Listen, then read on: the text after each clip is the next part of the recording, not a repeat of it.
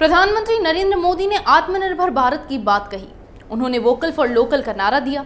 प्रधानमंत्री के इस मिशन पर अमल करने के लिए गृह मंत्री अमित शाह सबसे आगे आए। उन्होंने अपने विभाग में स्वदेशी पर जोर देना शुरू कर दिया। शाह ने कैसे किया विदेशी वस्तुओं पर वार, देखिए इस रिपोर्ट में।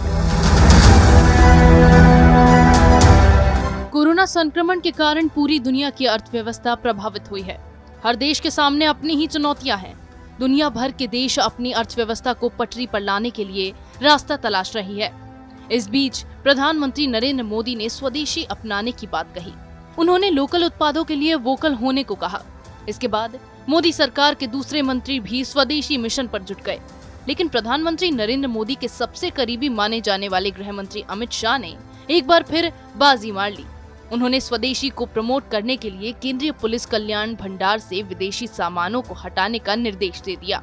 केंद्रीय गृह मंत्री के निर्देश के बाद केंद्रीय पुलिस कल्याण भंडार से 1000 से ज्यादा विदेशी उत्पादों की बिक्री बंद कर दी गई है।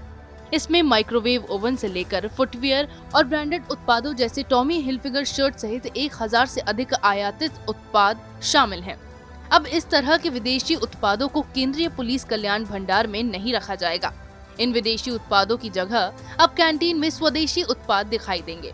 ध्यान रहे कि ये फैसला पूरे देश में अर्धसैनिक बलों की कैंटीन का संचालन करने वाली संस्था ने लिया है। इसका व्यापक प्रभाव पड़ने वाला है।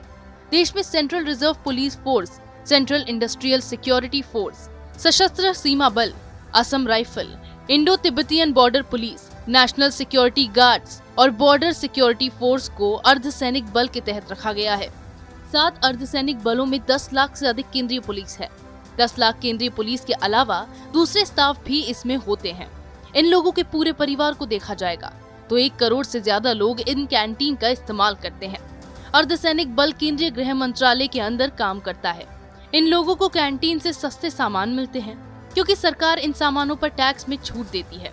अब केंद्रीय गृह मंत्रालय ने इन कैंटीनों में स्वदेशी उत्पादों को प्रमोट करने को कहा ताकि इन्हें ही टैक्स में छूट मिल सके।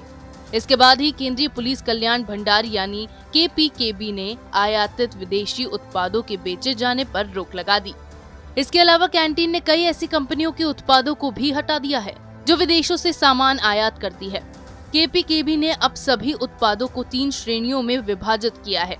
इनमें पहली श्रेणी में उन उत्पादों को रखा गया है जिसे विशुद्ध रूप से भारत में निर्मित किया गया है। दूसरी श्रेणी में वैसे उत्पादों को रखा गया है जिसके लिए कच्ची सामग्री का आयात किया गया है और तीसरी श्रेणी में उन उत्पादों को रखा गया है जिसे विदेशों से लाया गया है।